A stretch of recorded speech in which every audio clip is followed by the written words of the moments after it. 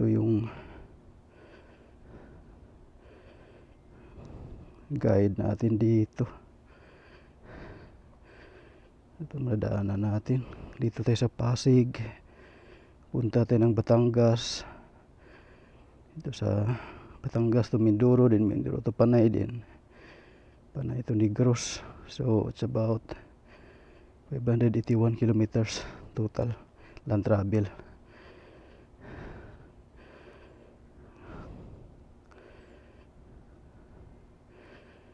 So medyo first time natin to gagawin. Saka mag-iisa lang. Isa pa, hindi ko pa napuntahan yung mga isla na dadaanan ko ngayon. So first time talaga to.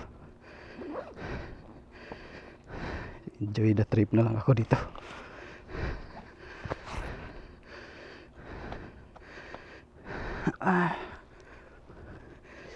Wala na ako naiwan. Okay na.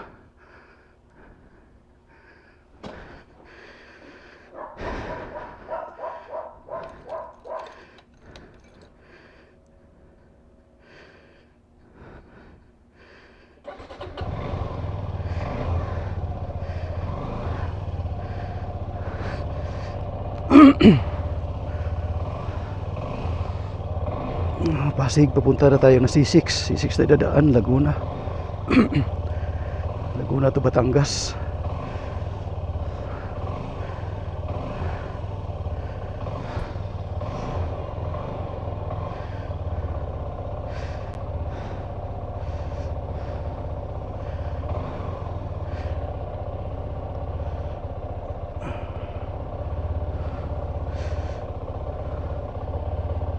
Ayos itong kamera.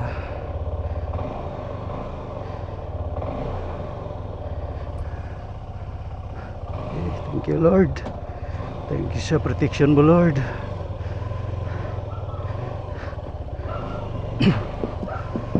Sana naman kapag anuwain naman sa probinsya, masyado na stress ang buhay, masyado na stress ang mga pangyayari ngayon, gulo. Bas na tayo. Okay.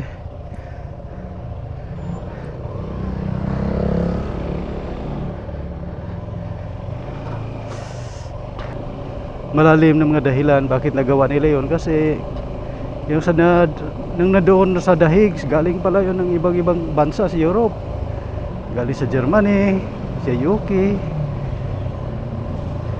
Nagtipon-tipon sila doon, ganun kalayo. Yung iba nag-air travel, yung iba nag-bus travel, gastos. Grabe yung gastos nila. Nag-rent pa ng hotel. So, malamang may malalim na pinaghuhugutan bakit nagawa nila yung ganyan. So, naintindihan ko naman na yun. Hindi naman basta-basta yung buhay ng mga OFW natin mga kababayan.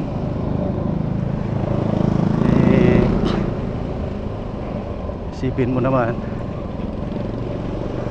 lagay natin sarili natin sa kanila. Mayroon tayong pamilya, mayroon tayong maliit na mga anak. Ngayon, dahil ang hirap ng buhay ito sa Pilipinas, walang opportunity. Ikaw na bilang isang ama, gusto mo na bigyan ng magandang kinabukasan yung pamilya mo, mga anak mo, so matilitan kang pumunta ng ibang bansa para mapabigyan mo ng magandang kinabukasan yung mga anak mo, pamilya. So yun ang mga malalim, masakit na niramdam nila eh. Isipin mo naman na maliit mo yung anak mo, pag alis ka, iyak yung anak mo kasi aalis ka, tagal ka na babalik. Yan, kumakapit sa'yo, umiiyak. So ganun ka, hindi siya magaan na damdamin, mabigat eh, ganun. Lalo na pag ina, isipin mo isang ina, aalis sa bahay, iwan mga anak na maliliit pa yung gusto nilang mabuhay yung pamilya niya. So yung ganun, mabigat yun, para hindi mo ma-imagine kung gaano dudurugin yung puso mo na umiiyak yung mga anak sa pag-alis mo bilang isang ina. Kailangan mong pumunta ng ibang bansa para mabuhay mo yung mga anak mo. Marami akong alam na ganun eh.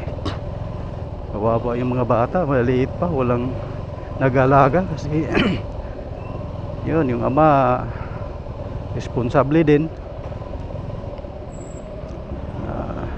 nakulong sa drugs, kaya yung ina kailangan pumunta ng ibang bansa para buhayin yung anak niya. So ganun, may bigat, masakit. So may malalim talagang pinagugutan yung mga kababayan natin sa ibang bansa. Ako naman, hindi din ako fanatic sa tao, kaya hindi din ako nag-idolize. Welcome ko yung pagiging pro at saka anti ko, depende sa sitwasyon. Pero humahanga ako, saka sumusuporta ako sa mga tao or mga oposisyon na matapang na nagsasalita sa mga bagay na nakita nila na kabalbala na nangyari sa gobyerno natin. Sumusuporta ako sa mga ganon, so humahanga ako sa ganon. Pero pag darating ang time na pag sila nakaupo din, gagawin din nila yung mga ganon, magiging antay din ako. So ganun lang yun, kasi ang pinag-usapan natin hindi panatiko hindi kahirapan, kinabukasan nating bansa,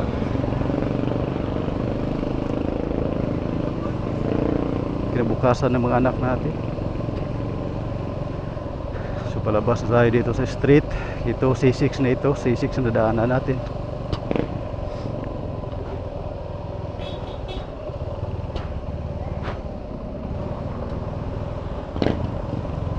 Ito C6 na. So 4:30, so okay to, marami na dumadaan dito. Alangan, hindi na ako sa lugar na to kasi maraming balita dito ng crimes dito sa C6 ngayon. Binabaril dito, inaagaw yung mga motor. Maraming na dito, maraming mga masamang tao na dito. Yeah, okay to, marami na dumadaan, marami na tayong kasabay.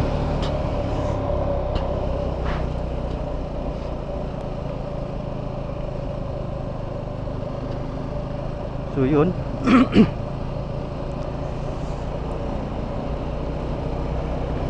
Yun yung nangyari sa mga OFW natin. Nakikita ko lang dito based sa personal ko na analysis,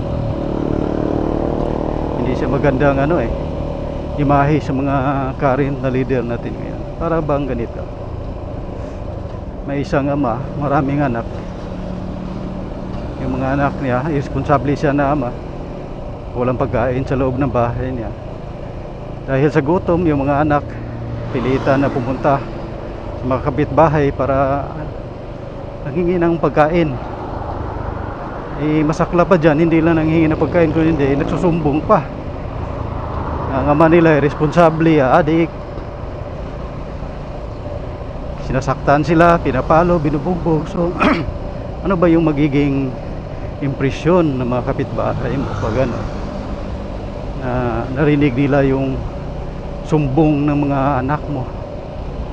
So ikaw naman, leader ka, may hiya ka, ano ba bang mukhang iharap mo sa ibang sa mga kapitbahay mo? Di ba? Ganun lang yun. Ngayon, sisilabasan na yung mga issue. Una-una dyan, nag-start yan sa yung People's Initiative. Kaya mula nung pumutok yung issue na yun, medyo nagbabasa-basa na din ako. Then, pagkatapos sa People's Initiative, tira naman na regarding sa confidential fund sa BP. Then dito naman sa posisyon, tira doon sa malis doon sa Bicam, Sagaa, sa PhilHealth, madami.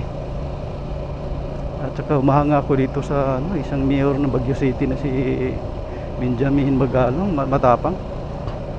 Tinatanong niya regarding doon sa 500 billion na flood control project. At saka yung 150 million per representative sa mga pumirma doon sa impeachment. So ako pag may basihan kasi hindi mo siya gugustuhin kung may basihan yung mga sinasabi nila. Naramdaman mo, nakikita mo din. Kaya ako, umiinit yung ulo ko pag may nakikita ako na yung mga namimigay ng pira dyan sa mga tao na parang nag-distribute o nagtagtag lang ng braha ba. Hindi ganun dapat ang safeguard ng pira sa mga taxpayer, gobyerno. Kasi ako, bago ako nag-shift ng career into software development, matagal ako nagiging accountant, ilang taon din yun, ilang company din. So sa bawat company mayroong adapted na procedures sa cash control ng isang private company na lahat ng in and out of cash dapat idadaan sa cheque collection sa customer. Yun yung in, yung out, yung payment suppliers, lahat yan dinadaan sa cheque kasi part yan sa internal control. Yun sa mga urgent, necessary, yung mga expenses, kaya nabuo yung tinatawag na petty cash fund. Pero ang replenishment ng petty cash fund hindi daan din sa cheque. Pero yung amount ng petty cash fund usually depende sa company, nasa 30 to 50,000 lang. Pero matagal akong humawak ng petty cash fund. Kahit ganoon lang, mayroon pa rin anomalies, may mga natatanggal nga dyan Dyan sa petty cash fund, hindi ka pwede pa-reimburse dyan kung wala kang mga resibo. So part yan sa internal control. So nakakainit sa ulo yung kita mo lang ba na nakikita mo sa video, para lang namang bibigay, nagtagtag lang ng braha, nagbibigay ng pera. Walang safeguard yan ng resources sa ating gobyerno, kaya hindi siya maganda. Isa pa, the strength of a nation's economy depends upon the total productivity of a nation. Yung total productivity naman na yan, depende din yan sa individual productivity. So gusto natin na makakaroon ng strong economy, dapat productive ang nation natin as a whole. Upang maging productive yung nation natin as a whole, dapat productive yung individual na mga Pinoy. So dapat may point of view ang titingnan sana ng gobyerno, yung mga programa na mag-promote ng productivity sa bawat isa. So hindi yung masyadong political na yung motibo. So yun ang pangit.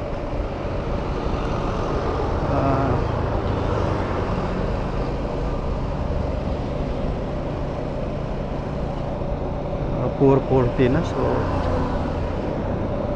baka maiwan pa tayo sa barko na o sa barge na sasakyan natin. So hanggang dito lang muna. So, sa next na video, sa part 2, gusto ko naman sabihin yung view ko doon sa Senate hearing regarding sa pagpadala ni Presidente Digong sa Dahig. Mayroon yung in my own point of view, mayroon yung negative impact sa isang bansa, mga Pilipino, at lalo na sa mga leader. So Yan lang muna. May habulin pa tayo, medyo malayo pa itong biyahe na to, 100 plus kilometers to galing dito Batangas galing dito sa Pasig hanggang Batangas. Ambon, medyo mali tayo nito. Dito tayo ngayon sa ito part pa ito ng Santa Rosa. Nadaanan natin ng Muntinlupa, San Pedro at saka Binyan. So ito Santa Rosa ito. Sunod dito is Cabuyao, din Calamba na. So going to Batangas na yon. So maabot tayo ng isang oras kalahati hanggang dito kasi kahit madaling araw pa matraffic talaga itong lugar na to. Kabisado ko itong punti kasi nakatira ako dito ng almost 1 year nung nagdevelop ako ng POS, point of sale system, kasi nandito yung mga supermarket na nilagyan ko ng POS.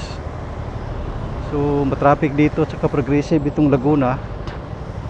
I think sa lugar dito sa Luzon outside Metro Manila, ito ata yung pinaka progressive. Nandito yung yung mga malaking factory. Dito malapit dito yung factory ng Nestle. So progressive talaga to. Medyo madulas ang daan, maulan, umambon. So ang kabilang side naman ito yung Rizal. Sa Rizal naman hindi siya progressive, pero doon mo makikita yung mga magagandang view. Kung mag-ride ka doon yung Marilaki, Rizal yon. Yung mga windmill nandyan yan sa sa Tanay banda. So mayroon din dyan ng yung mga sea of clouds. So marami ka makita dyan sa Rizal na mga gagandang view. Tsaka marami pang kahoy dyan banda sa Rizal. So hindi siya progressive, pero doon yung lugar na pwede mo puntahan o pa makapag-relax. Kasi para pa siyang para pa siyang probinsya, parang bundok yung Rizal. Ngayon medyo maambon. Humina na konti. Pwede na siguro to. Medyo madulas yung daan.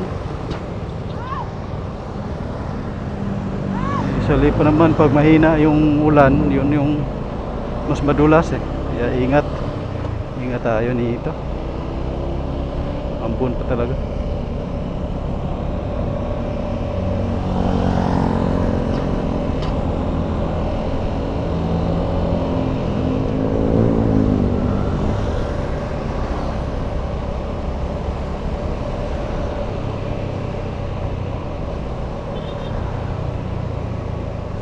Going Cabuyao tayo. Sunod dito Calamba, Batangas na.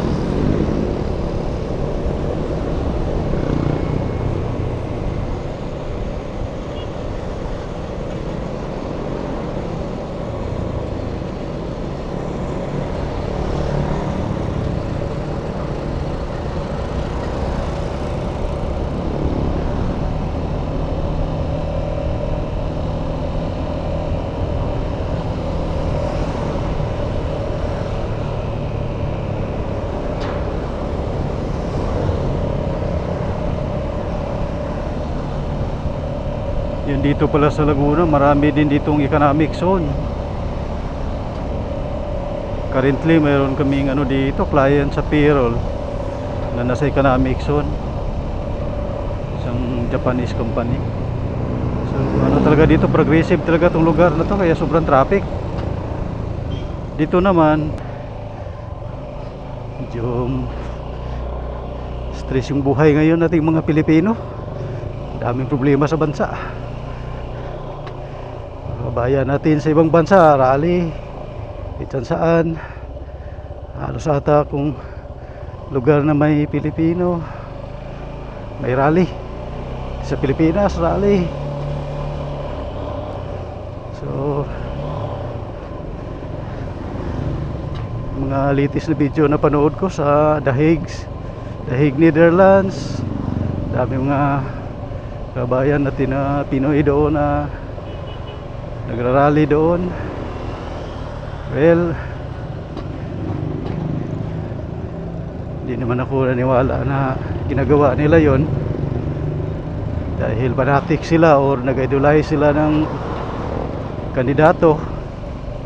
Siguro mayroong mga pag tapos ng Kabuyaw, yung Calamba medyo malugluwag na yun ng kunti.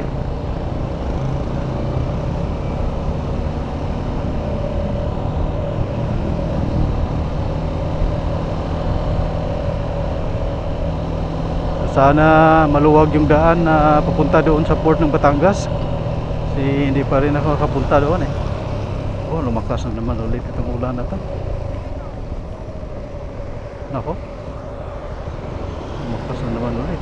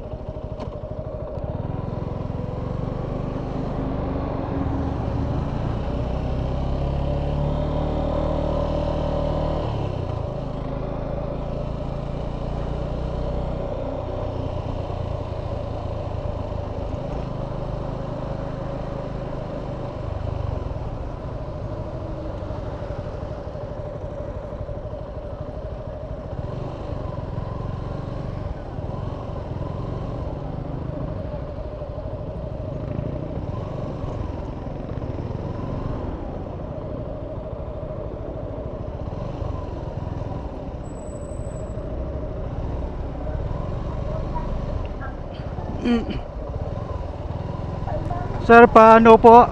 Pakalapan po ako. Pasok na po.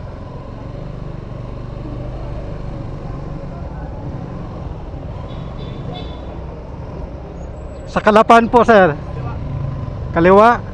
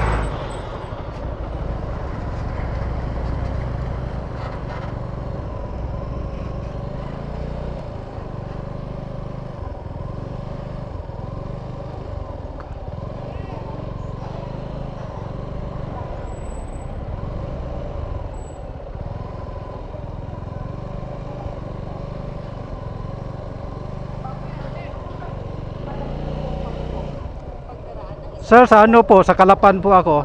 Kalapan po. Kalapan. Paano? Kalapan po ako. Kalapan po, kasama po motor. Oh, sama po. Babayaran ko po ba? Ha? Ah, dito ito? Magkano po to? 65.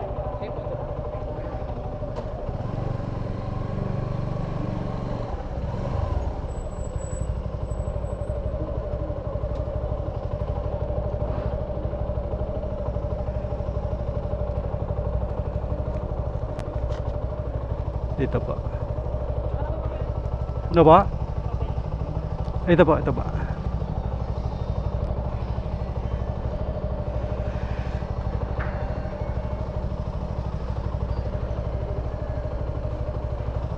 Ma'am, ano po sunod, ma'am? Ano po? Inspection dito? Kanan? Oops, so sorry.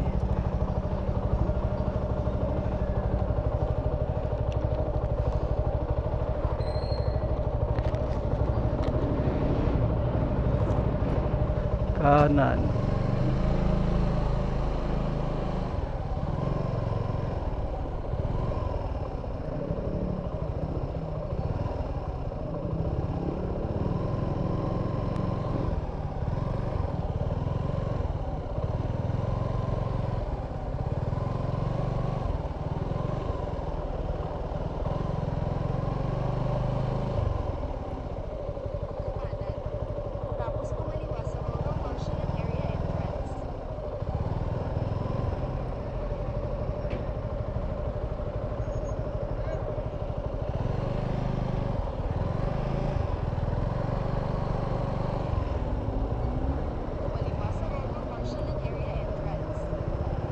Sir, pakalapan po ako.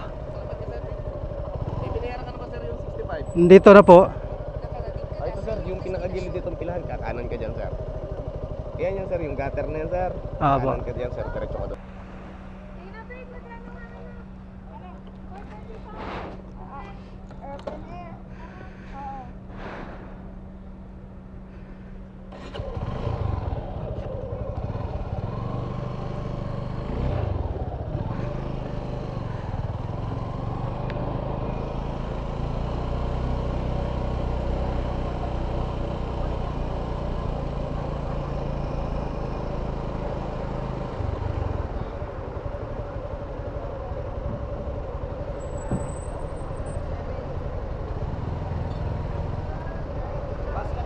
Yes, sir. Binayaran mo sa akin? Yung 65? Ito po lahat eh. Tama ba?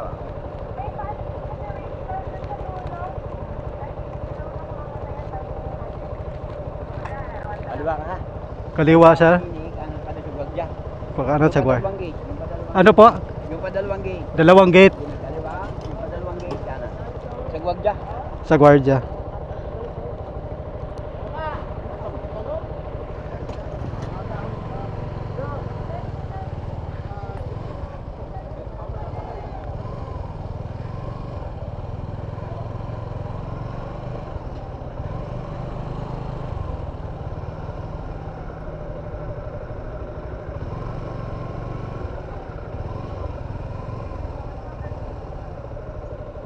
Sir, Pascat. Sa Pascat po ako. Diretso lang. Ha? Alin po, sir? Ram 7. RAM 7. Uy, matay ito.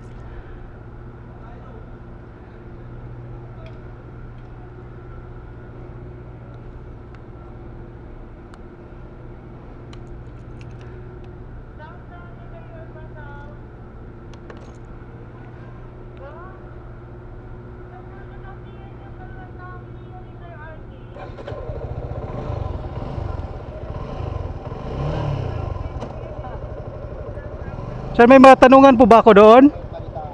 May matanungan po ako doon? May matanungan ako doon? May ticket na ba kayo? Oo. Sa Barbot? Kakaliwa ako pagdating sa dulo. Dito. Basta sundan ko lang yung ano daan. Salamat, sir.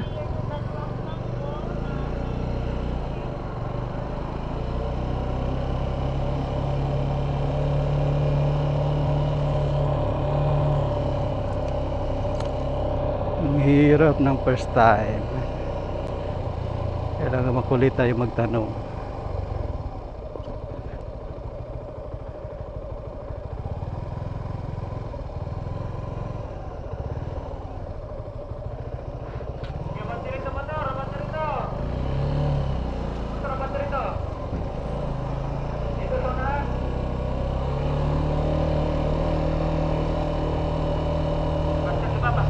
Pascat po, Pascat.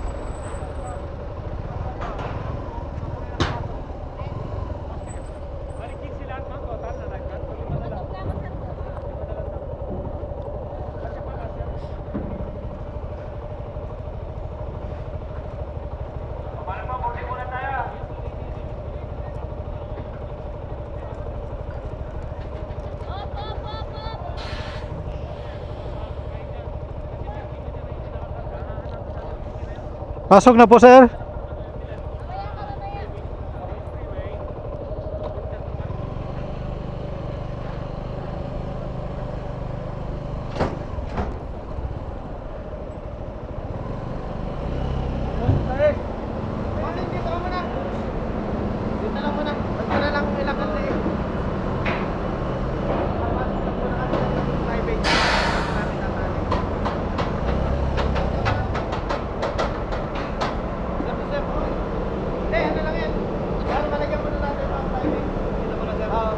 Mamaya sir, ipapwesto na lang namin, wag nyo na lang po ilaki. Wag na lang ilaki yung Okay na yun.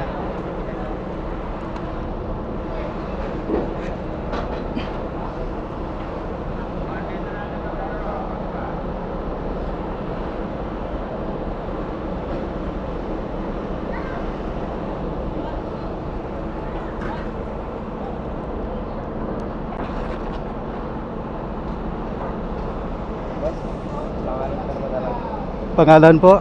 Pangalan sir, 24. 24?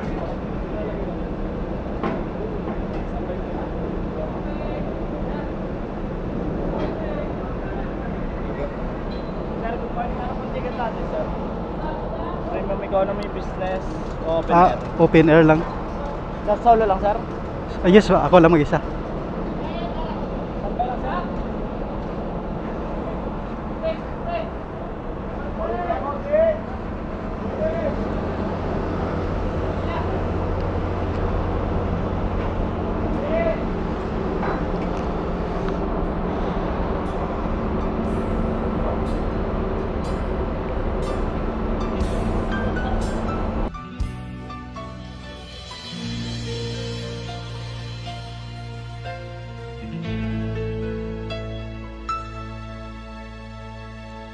Jesus, salamat.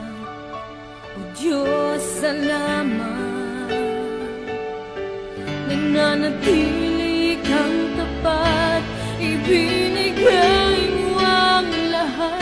Kulang ang buhay ko. Maging ang mundo sa laki at lawak ng pag-ibig mo.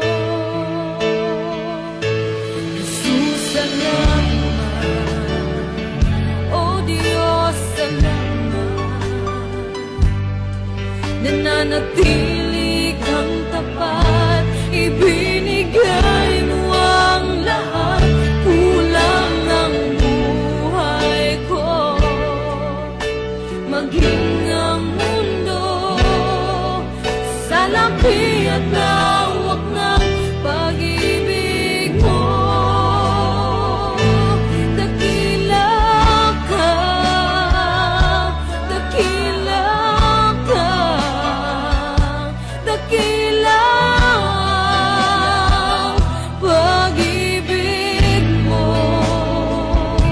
Dakila ka, dakila ka, dakila ang pag-ibig mo. Oh, Jesus. So yun, kalabas lang natin ang pier dito sa Calapan. So from Batangas to Calapan, 2 hours lang pala ang biyahe. Paskat din yung sakyan natin. Salamat. Ayos. O Diyos, salamat. Nananatili kang tapat. Ibinigay mo ang lahat. Kulang ang buhay ko. Maging ang mundo sa laki at lawak ng pag-ibig mo. Ito na ni Jesus, ito na yung exit. Lang, saan kaya yung papuntang Rojas Port dito? nananatili kang tapat.